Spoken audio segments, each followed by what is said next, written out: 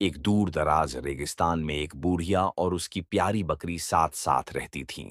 चारों ओर सुनहरी रेत फैली थी और सूरज की तेज धूप दिन भर आग बरसाती रहती थी।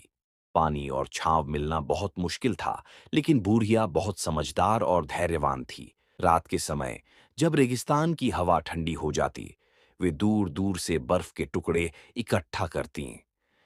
धीरे धीरे मेहनत और समझदारी से उन्होंने बर्फ का एक छोटा लेकिन मजबूत घर बना लिया।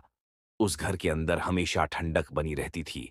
बाहर चाहे कितनी भी गर्मी हो, बुढ़िया और उसकी बकरी आराम से रहती और खुश रहती।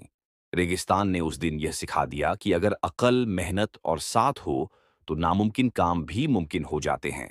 एक दूर दराज रेगिस्तान में एक बूढ़िया और उसकी प्यारी बकरी साथ साथ रहती थीं। चारों ओर सुनहरी रेत फैली थी और सूरज की तेज धूप दिन भर आग बरसाती रहती थी। पानी और छांव मिलना बहुत मुश्किल था, लेकिन बूढ़िया बहुत समझदार और धैर्यवान थी। रात के समय जब रेगिस्तान की हवा ठंडी हो जाती, वे दूर दूर से बर्फ के टुकड़े इकट्ठा करती। धीरे धीरे मेहनत और समझदारी से उन्होंने बर्फ का एक छोटा लेकिन मजबूत घर बना लिया। उस घर के अंदर हमेशा ठंडक बनी रहती थी। बाहर चाहे कितनी भी गर्मी हो, बुढ़िया और उसकी बकरी आराम से रहती और खुश रहती। रेगिस्तान ने उस दिन यह सिखा दिया कि अगर अकल, मेहनत और साथ हो तो नामुमकिन काम भी मुमकिन हो जाते हैं। एक दूर दराज रेगिस्तान में एक बूढ़िया और उसकी प्यारी बकरी साथ साथ रहती थीं। चारों ओर सुनहरी रेत फैली थी और सूरज की तेज धूप दिन भर आग बरसाती रहती थी। पानी और छांव मिलना बहुत मुश्किल था, लेकिन बूढ़िया बहुत समझदार और धैर्यवान थी। रात के समय जब रेगिस्तान की हवा ठंडी हो जाती, वे दूर दूर से बर्फ के टुकड़े इकट्ठा करती। धीरे धीरे मेहनत और समझदारी से उन्होंने बर्फ का एक छोटा लेकिन मजबूत घर बना लिया। उस घर के अंदर हमेशा ठंडक बनी रहती थी।